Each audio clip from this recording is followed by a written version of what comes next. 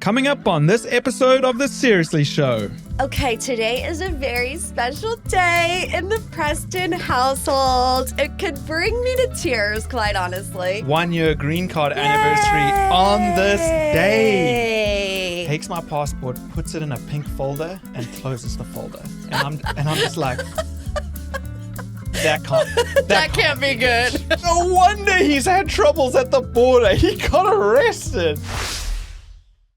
Oh, gee-oh. Camera's rolling. Do you know the dance? It's not the candy one you're talking about. No, it's not the pop music. Hot to go is...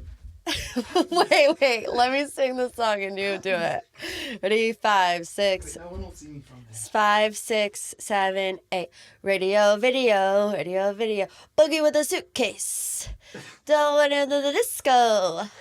Forget about the rat race. Da-da-da-da. Let's do the milkshakes. I'm on a hot bake. Bees on, pop. Talk about pop music. Talk about pop music. Ba-da-bop.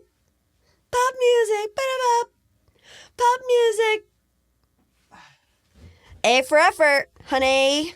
I gotta get my Compression shorts down. tights down. Otherwise, people are gonna be staring at my Gonna get a free show up in here. white ass legs. David Marie. Honestly, I did not plan to wear this England jersey. I'm out of breath. Yeah, you are. Can you calm down a little bit? Because I just did the pop music dance. Not the pop music dance. Pop music. Why are you Talk wearing about- the England shirt?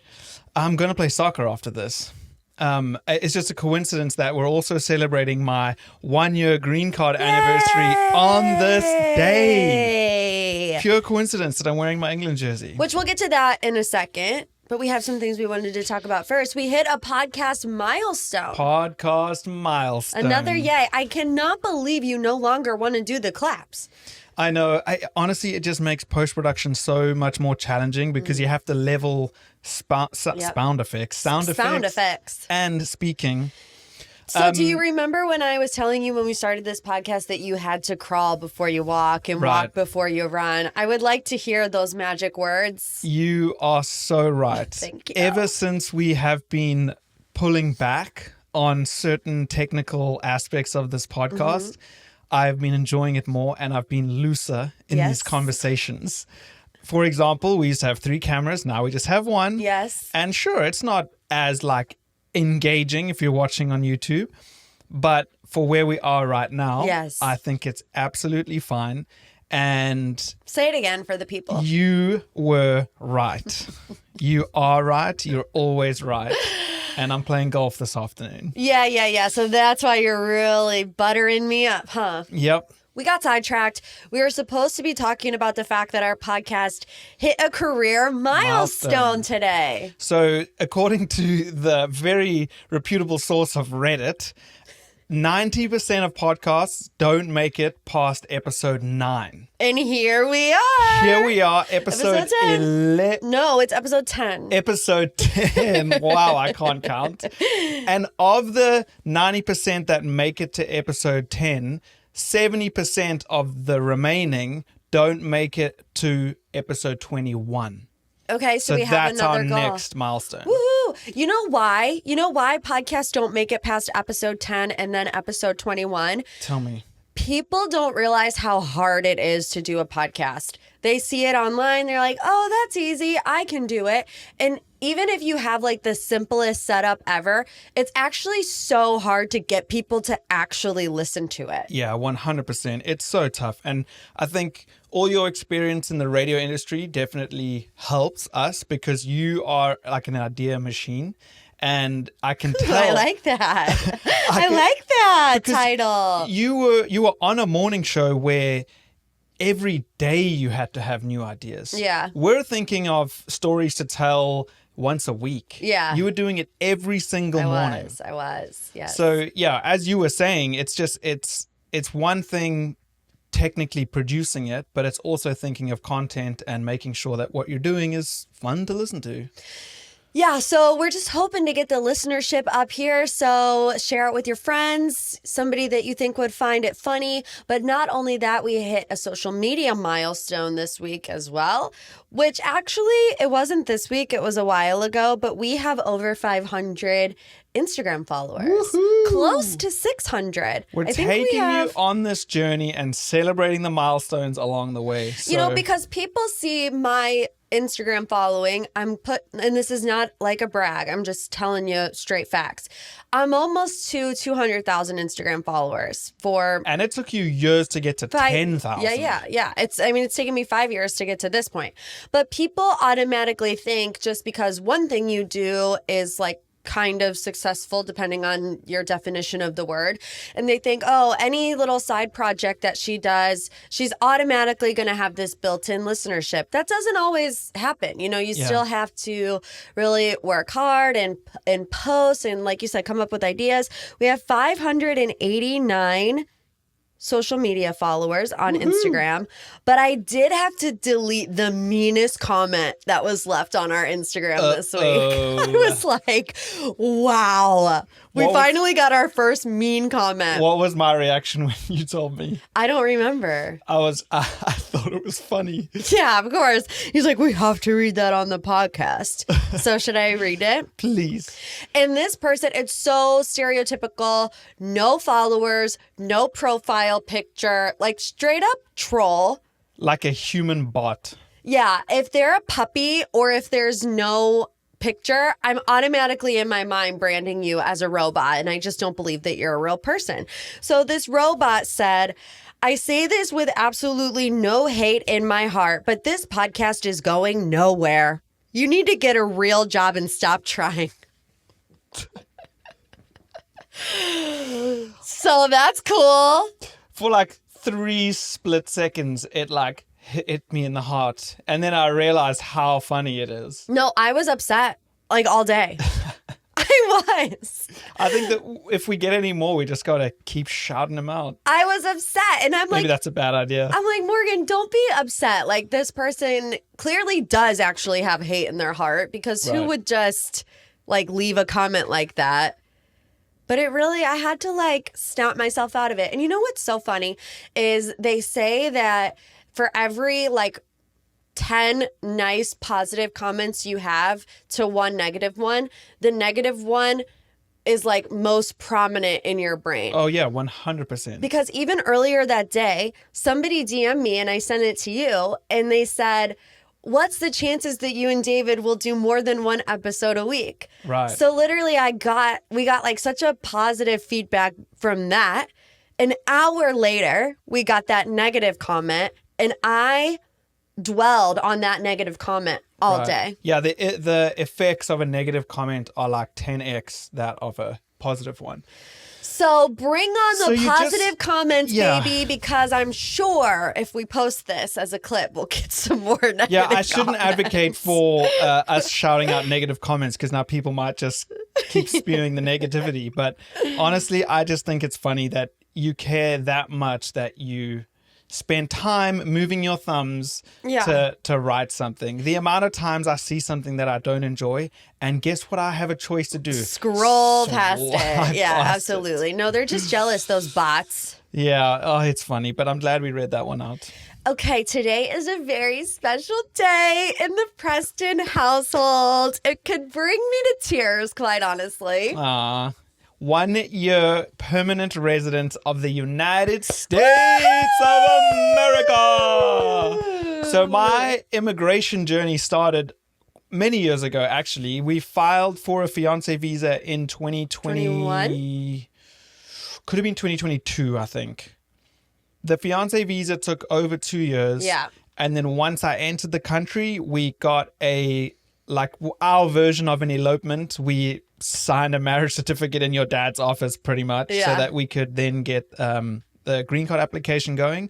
And the green card application took quicker than we expected. It was probably about 6 to 8 months. Yeah. But since the day I got approval, on my green card, it says valid from today, April 18th, 2024. So we're a year in. I have been a permanent resident of the United States for 1 whole year. How does it feel? It feels great. It's exciting. I mean, I have, on a marriage-based green card, you only get a 2-year. So going into my 2nd year, now I can apply for a 5-year. And then in my 4th year of residency, I can apply for citizenship. Do you feel like settled? Do you feel, I know you're not American. Yeah. But like, do you feel like you have your roots here on the American soil? Yeah, I feel like we've lived in this house in parallel with me having a green card. So this house has also helped me feel more settled. But yeah, I definitely think so. Things are more normal to me now. Like driving on the right-hand side of the road. Yeah, that's true. Getting in the car on the steering left-hand wheel. side. Because in South Africa and in England, the steering wheel's on the right-hand side. So Yeah. we would come out of a grocery store and I wasn't the one driving, and I would get in the side with the steering wheel, and you'd be like, what are you doing? Yeah. And then you would be the one driving, and you would like turn into the wrong lane, and I'm like, babe. Yeah. That, early on. Honestly, and the weird thing is when I drive, I'm still having to be pretty conscious about staying in this side of the lane because I'm used to the steering wheel being on that side where visually my eyes are on the other side. So weird. It is tough. So there's a lot of things that have become more natural to me now. But I still get homesick. South Africa will always be home. I think, honestly, even if I live here once I get to the point that I've been here longer than I was in South Africa, I spent 25 years there. Yeah. It's the best. And my entire family's still there. So there's always going to be that, but I definitely feel settled, and this obviously feels like home as well. Yeah. But we thought we would take our listeners through some of David's best moments at the border. That's title, baby. Best moments at the border. It's like ESPN Play of the Day. David's coming through immigration right now. Oh, he's been stopped. Because the amount of times that I have been frantic, panicked, just shocked over how David has like been treated at the border, what goes on when you get stopped and interrogated, and all of these things. So I want you to take it away. I just want to enlighten people on some of the things that we had to deal with throughout your immigration process. Yeah, I think there's three big stories that I want to tell. I think it's important to caveat that I was almost maxing out my visa-free allowed time. Yeah, we were pushing the boundaries. You can enter the U.S. as a tourist for up to 90 days. And I was always staying between 70 and 85 days while we were doing long distance. So I think that's an important caveat to know, because as soon as I'm going to come through the border, they're going to be like, bro, how long are you staying here? Yeah. But legally, there was nothing wrong with that. And I had a remote job, so I've always had the flexibility of being able to spend more time here. But the first story I want to tell is the very first longer trip that I stayed. So when I left here in 2018, after we decided to go into a long distance relationship, that trip was only 10 days long. Mm-hmm. So I was in and out, no problems. The next time I came over, we were like, we want to spend a long time with each other. So I think we had planned about 80 days. Yeah. So I think I came through Boston this trip. You always go through immigration at your connecting airport. It's port of entry. And I didn't really know what to expect at this point. Right. I wasn't too stressed out, to be honest, but I had a lot of stuff. I checked a big bag. I still had a place to live in England, but I brought a lot of stuff with me. Because you needed to work. Exactly. So I bought a lot of my work stuff. And at the time, I was working for an iOS, an iPhone app. I get to the part where you give them your passport, and they take my passport. He looks at me. He looks at the screen. He looks at me, and he's like, "How long are you going to stay here for?" I was like, I got a flight back in like June or whatever it was. That's a long time. Takes my passport, puts it in a pink folder, and closes the folder. And I'm just like, that can't be good. I need that. I kind of need that. He's like, can you just wait over there for me? Bob, we got an 846294. Some speak that they do. It probably wasn't as technical as that. Some guy comes, he's like, you're going to go with this gentleman? And he escorts me down an escalator, down a corridor, into another room. And on the door that I entered, it was called like secondary screening. Mm-hmm. So I walk into the waiting room. There's people. The people in the waiting room are clearly dejected. Like you can see the look on their faces. They're not stoked. And you still don't know like what's about to happen to you. So you're like, this cannot be good. Happening. He's like, take a seat, Mr. Preston. He has this pink folder that's got my passport in it. He goes to the back. And I would say I probably waited about 20 to 25 minutes before they called my name up. You're not allowed to use your phone in this thing. Anytime someone pulled out their phones, the guy would yell at you and say, hey, put your phone away. Which on my end, I'm not hearing from David for however many hours. So I'm starting to panic as well because I know something happened. I haven't heard from him, but I don't know what. Eventually they call my name up and they escort me to the baggage carousel to go pick up my check bag. Mm-hmm. So me and the immigration officer are going over to the thing. We bring it back into the waiting room. And now he unzips my bag and opens it up. Now, keep in mind, I'm working for an iPhone company, an iPhone app at the time. So I have like 4 cell phones. So you're in the immigration office looking like a drug dealer. I have like 2 different versions of an iPhone, 2 different versions of an Android. Right. Because you're testing it on all these different devices. But fortunately, I had all my sketchbooks of all the like wireframes and designs that I had been drawing for the app. So I could at least prove that. Yeah. And then at this point, he says, Mr. Preston, I need you to hand over your phone. I'm going to contact your person of contact that you've listed. Which was me. Which was you. So at this point, he's got my phone and he calls you. Not from your phone, though. No, not from my phone. He takes the phone number out of David's phone, and I'm getting a call from Boston, and I'm like, David's been arrested. Like, why else would somebody from Boston, where David is, where he's going through immigration, why would they be calling me on his first attempt to come into the U.S. to stay on a tourist visa? Right. I thought you were in jail. So how did that call go? He was like, hello, is this Miss Wright? And I was like, yes.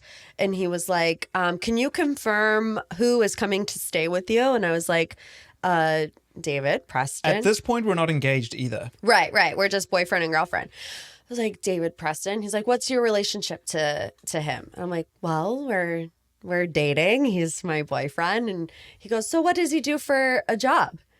And I'm like, I thought he worked at the Side Squad, you know? Like, does anybody really know what their significant other does for work? I was like, he's a UX designer. He works for an app. I just put it in like the simplest terms possible. And he was like, what do you do for work? You know, questioning me. And do you live at home? Do you live in an apartment? And it was like a straight up interrogation. But thankfully, I passed that test with flying colors because there wasn't anything risky going on. And then he was like, okay, thank you for your time. He didn't say it. He was just like, bye. Yeah, then so he came back, gave me my phone back, said, we've spoken to Miss Wright. I need you to come into the back room here. This is the one and only time I went into a room inside that room where I went in, closed the door. The immigration officer calls his supervisor, and now it's me and his supervisor in like almost like a negotiation, a classic style negotiation. And you're just terrified. And I'm terrified at this point. And I've come to learn that the greatest thing that they're trying to prevent is somebody coming and working without permission to work. Right. And because I had brought all my work stuff, they were starting to wonder if I was coming to like transfer here or like work here or something like that. So I had my contract from the company I worked for.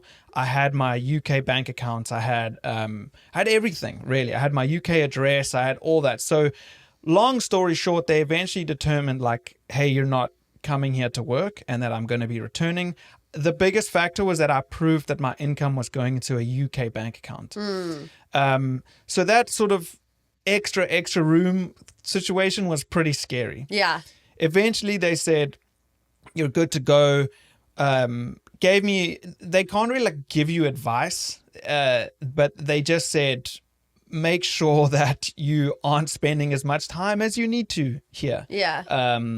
Enjoy your time, whatever, and on you go. And meanwhile, let's not forget, he has to catch a connecting flight. Right. So at this point, they do not care about your connecting flight. No, not at all. The number one priority is to make sure that you are legally entering the country, and that there's no like suspicion of you doing anything when you get in. And now don't forget, they've unpacked everything in my bag. Right. And oh, by the way, that was when your letter was in there. Oh, yes, So- my love letter that saved the day. The love letter from David almost being deported back to England. That letter was in one of my folders, because I knew that I was going to be moving here like Eventually. at some point. So Yeah. I did bring some stuff with me. And the letter, they actually read the letter. So it like legitimized our relationship Yeah. fully. Yeah. And I saw that on their face when they were reading it. It was quite funny, actually. Were they like, ooh? Yeah, I mean, there was no doubt about Yeah. our relationship, especially after they phoned you. Yeah. So now I'm packing everything back in my bag, and I check the bag so that I don't have to worry about it. Now I've got to run Recheck and it. recheck a huge bag. Yeah. I have never run so fast at an airport before, and that airport was huge. Made the connecting flight. Long story short, we made a great arrival. Yes. Everybody's happy. But that's not all, folks. That's story number one. Let's tell another story, this time driving through a border. And I was you with you. were with me. Yes. Yes. So we were celebrating our 1 year dating anniversary. We were? It could have been 1 or 2 years. Yeah, I don't think it was 1 year. I think it was longer than that. Yeah. So we decide to go. Niagara Falls is not that far from here. It's like 3 hours. It's 3-4 hour drive. You obviously have to cross the Canadian border. We go to Canada. We have a great time at Niagara Falls. It was raining the whole time, but we saw the thing. We did a zip line across into Niagara Falls. Oh my gosh. David What a- always makes me do these stupid zip lines that I don't want to do. I was having a field day. I learned that marijuana is legal and you can smell it on the streets. I didn't learn that. Yeah, I did. It was a good time. So now we're driving back into the US. And as we're driving in, they take your passport, all good. They take my passport, and then you just get that classic like extra pause, and you're like, oh no. Here we go. Yeah, you already know. You already know. So they ask like, when did you enter the US? And I said, oh, I landed via Toronto like weeks ago. Yeah. You know, like it wasn't a big deal. And they closed my passport up and they said, I'm going to get you to pull over to the side here. And so we pulled into the side and they said, okay, and you're going to go into the room now. So now we're outside of our cars. Yeah. In the waiting room. And my blood is starting to boil. Like it's not like excruciatingly hot yet, but I'm starting to just be irritated because I know it's not always like this, but they're quite rude as well. Yeah, they are. They're very little personality. Yeah. Very little like. They just. I suppose it's part of the training. Yeah, in my opinion, they just always, no matter, well, from the one time that I was interacting, treat you as though you are doing something wrong. When you hear how this story resolves, it's almost it makes it sound even worse because we weren't doing anything wrong. Right. It was literally just a bit of a misunderstanding. But anyway, so we're in the waiting room and they eventually call me up. And one of the things that at this point, I'm pretty sure keeps getting one of the reasons that has me being flagged. Yes. One is the length of time that I came to stay. The other one, do you know what I'm going to say? Yeah, your arrest when you were in West Virginia. When I was in college in West Virginia as a student, I got arrested for underage consumption of alcohol. I was 20. I was 2 or 3 weeks before my 21st birthday. I had been drinking legally in South Africa since I was 18. And me and a few other soccer teammates got arrested. The case got dismissed. I never got charged or convicted or paid any fines. I should tell the story about when I went to jail, though that was pretty funny.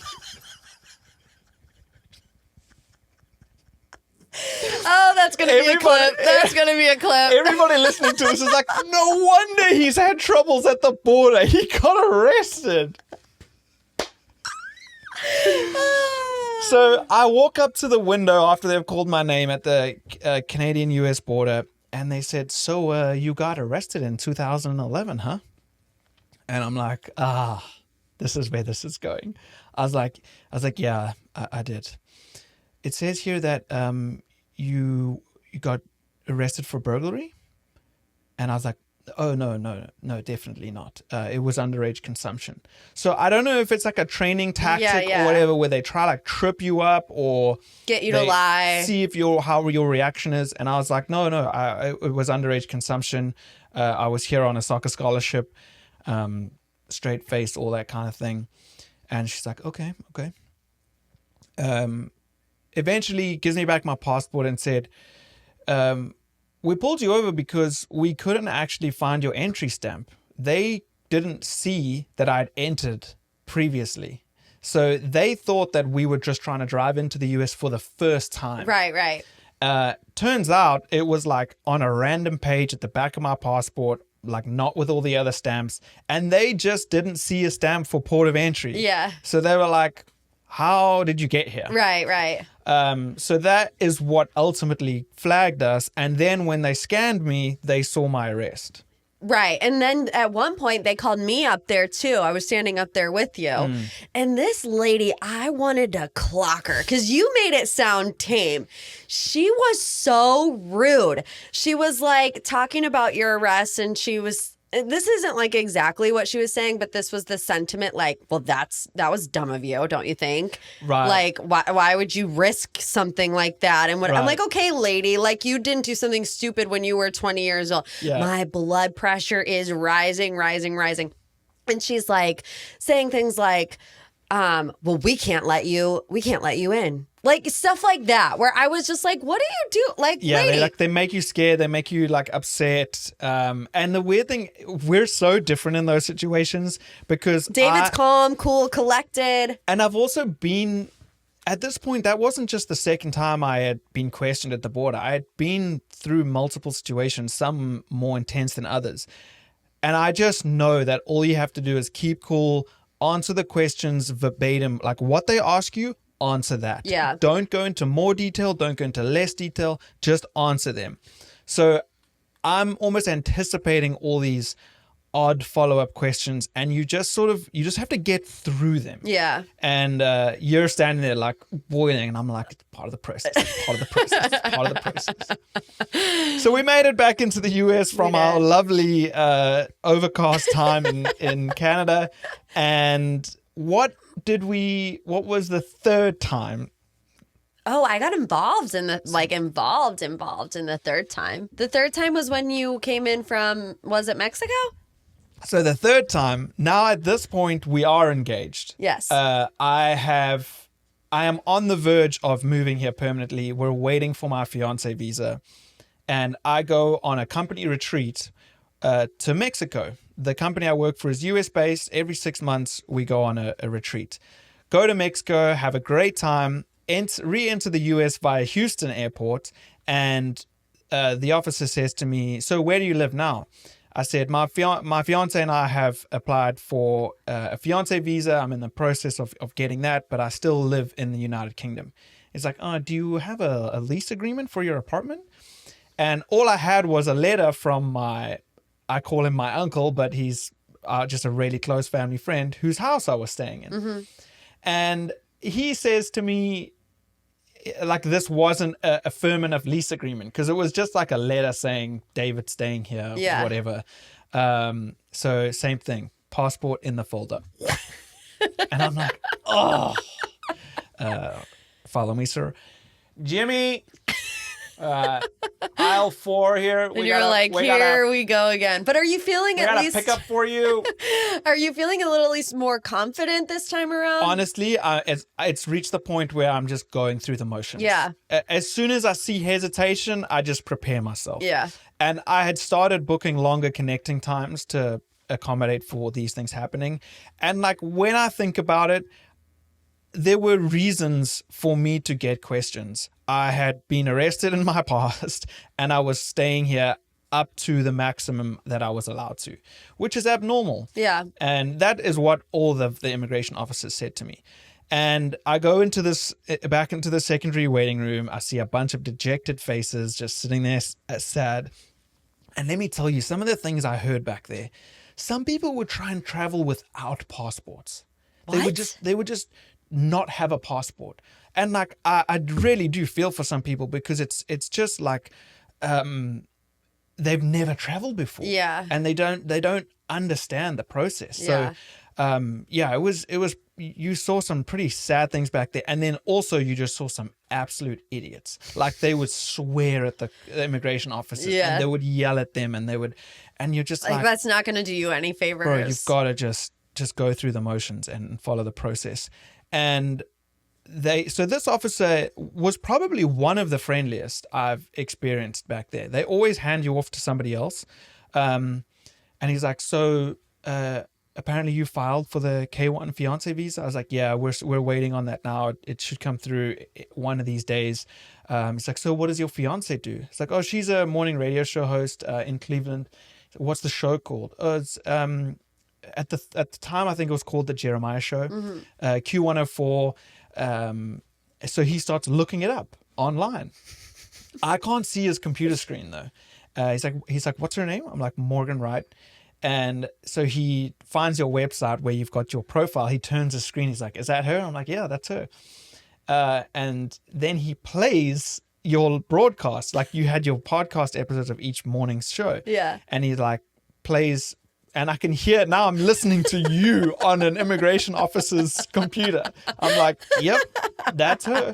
He's like, okay. Looks at a few other things. Do you remember what I was talking about that day? I don't. I think you were just doing, honestly, pop culture news or something. And so he was one of the first officers that said to me, look, man, I'm going to let you through today. At any moment, it's up to the discretion of the officer. If you get a denied entry on your record, you cannot get rid of that. A denied entry on your record is really, really bad. And he said that would be pretty, like, I don't want to use the word detrimental, but it would highly impact our K1 visa. Yeah. If you were denied entry, it would make an already extremely difficult process even more difficult. Right. And he basically said to me, you're so close to the end of the road. Mm-hmm. He said, if I were you, I would make sure I'm spending more time in the United Kingdom than I am in the US. Because at this point, if there's 365 days in a year, I was spending like 150 days in the US. Yeah. Sometimes more per year. And on paper, legally, there's nothing wrong with that. But it's just suspicious. Especially when you're doing it consecutively. Yeah. And we knew at the end of the day I was trying to move here. And so he didn't, they were never showing me like grace. It was more just like legally I was not doing anything wrong and I could prove it. And ultimately I could always prove it. But he just said one day you could get somebody who woke up on the wrong side of the bed, deny you entry, and there's nothing you can do about it. Yeah. It was a big wake up call, that one. And at that point, I decided whenever I came over, it was going to be a shorter time and I would spend longer times in the UK. Yeah. Which I hated. Aren't you glad you don't have to have those experiences I know, anymore? and that was the last time I ever went through secondary screening. And then the first time I entered the US with my green card. He was cooking, baby. So he was awesome. On the way. I think he said to me, welcome home. Oh, did you cry? The first time ever with my green card, and I was like, heck yeah, man. That's awesome. The first time when I entered on the K1 visa, that was scary. Because with the K1 visa, they give you you take all your paperwork with you. They mail you your case. Right. And you bring your case with you. So I went into the screening room again. They open your folder. They go through everything. Oh, gosh. And it's at that moment you get a stamp of approval or not. That was probably the scariest time. Because everything's on the line in that moment. Yeah. So that was scary. But entering on the green card the first time was amazing. But here I am, 1 year anniversary, United States. When I get my citizenship, we are having a party. Oh, yeah, we are. We're gonna have an American-themed party. Everybody's going to dress up, and we're going to do like a... Do you know who I was thinking? I was thinking we get Austin Love to be like the what's the Uncle Sam? Uncle Sam. Yeah. So Austin, if you're watching this, we want you to be Uncle Sam at David's official I'm an American party. It's almost like being asked to be a groomsman. Be my Uncle Sam. Well, congratulations, honey. I know it was a long, hard road, but you are a very resilient person and you're very patient. And those sometimes are two characteristics that I don't necessarily have. So we balance each other out. Call it 3-4 years total. Yeah. We went back and forth on situations like that. Yeah. But if you have any more questions about like certain parts of the experience, I'd love to share it with anybody. So hit us up on Instagram or the YouTube comments. Time for the Seriously Award of the Week. Is that the song? Wow, that was surprisingly good. We should maybe clip that for the song. Okay, this week's Seriously Award of the Week, I am awarding it to David, finally. He's got a tap. You don't remember? This happened last night. And I said, there's the Seriously Award of the Week. What did I do? David doesn't know who Spencer and Heidi Pratt are. I know who Spencer is. Just because we watched the new show, got to get out. But I was like, how on earth are you married to me and you don't know who Heidi Montag is or Spencer Pratt? I remember the show The Hills, but... Laguna Beach is like the original. Right. Is that the same era as Life of Ryan? Ryan Sheckler. How do you know Life of Ryan, but you don't know Laguna Beach? I was a Ryan Sheckler fanboy. They probably were on after each other. I know. I feel like they were... That's why I remember that, and I just remember thinking, "Oh, this show is so dumb." We were watching the new show on Hulu. Got to Get Out. It's pretty good. It is good. It's fun, and Spencer wears a Heidi Montag shirt in every scene. Every day. They're in that house for 10 days. He wears one every day. What a legend. I was like, I love that Spencer, I said this out loud. I said, I love that Spencer wears a Heidi Montag shirt every single day. And David, stone cold, goes, Who's Heidi Montag? And I was like... I thought it was... You know what I thought... Who I thought she was? I thought she was like a pop star. And it was She is a pop star! But I thought it was like a joke. Like imagine me wearing a Britney Spears t-shirt. Or Sabrina Carpenter. Or like something random. I thought he was like a Taylor Swift fan.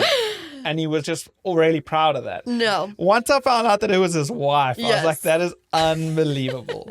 I don't know how Spencer isn't on more TV shows because he's hilarious. He should be. We really have been like advocating for him because, okay, so he went from being like the biggest villain ever on reality TV. He was the most hated man in America. Oh, yeah. If you go back and watch Laguna Beach in the Hills, you will understand like, people hated him. Wow. And, the whole time it was really a shtick because he wanted to be famous. And now that they're older and people are seeing more of like their real personalities on TikTok and, all these other shows that they're on, people love Heidi and Spencer.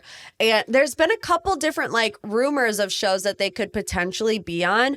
Unfortunately, they lost their home in the California fires. No way. So he's been on TikTok, trying to show, the aftermath of all that.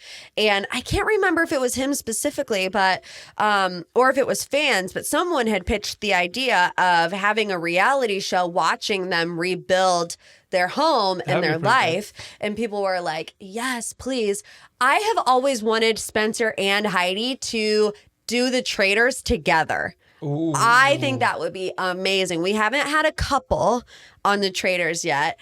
They're just so iconic and prolific in the reality TV sphere. What if a couple was one a traitor, one wasn't, and they told each other? And I think you have to. I think you have to make someone like Spencer a traitor. Right. Make Heidi a faithful. I mean, I don't think that the two of them, if that ever were to happen, would last very long because Too dangerous, right? And you're going to protect your wife. You're going to protect your husband. Although I don't know, Spencer. For money, Spencer sometimes does some pretty crazy things. He won 43 grand in Gotta Get Out, and he was like, yeah, I kind of wish it was more, but hey, I made it to the end. So there's our pitch for Heidi and Spencer to be on The Traitors together. I'm manifesting it. I get Seriously Award of the Week for not knowing who Heidi Montag is. Yes. Montag. All right. Cool. There you have it. Episode 10 in the books. I don't have a review this week, but we have actually a new one. Well, I had a shout out. Go ahead. So I got a shout out for Frances. She listened to the show while she was completing a run. She says, I ran a 10-mile race yesterday. This picture does not accurately capture the pain I was feeling. I hit a wall at mile 7 and needed something to take my mind off the running. So I tuned into David's Seriously podcast to learn about the Side Squad. So thank you to you and Morgan for being my friends at mile 7 and 8 because I needed it. That's amazing. That is Love so that. awesome. Listen to this one. This is a good one. We got this one this week. Who wrote this? The name is I Miss the Rains Down in Africa. I love it. God bless the rains down in Africa. Okay, it says, the highlight of my week. If you're looking for a show that brings the laughs, this is the podcast for you. My only complaint, I hate waiting a week for the next episode, but I'll let it slide, Morgan and Dave. Wow, thank you so much. Love that. Yay. See, we got to enjoy the positivity and not the negativity. Can you sing America the Beautiful to close us out? America the beautiful, America the beautiful. Or what about just, oh, say, can you see by the dawn's early. You got a long way to go if you want to pass that citizenship They don't make us sing the national anthem. You never know. I'll sing Kosi Sikalele in my English shirt. Kosi Sikalele Afrika Manu Pakani Sufunduayo. I was like, are we really going to do the whole thing? It's long. I think it's like, 5 different languages? That's it. Peace out. Peace out. Thanks for listening.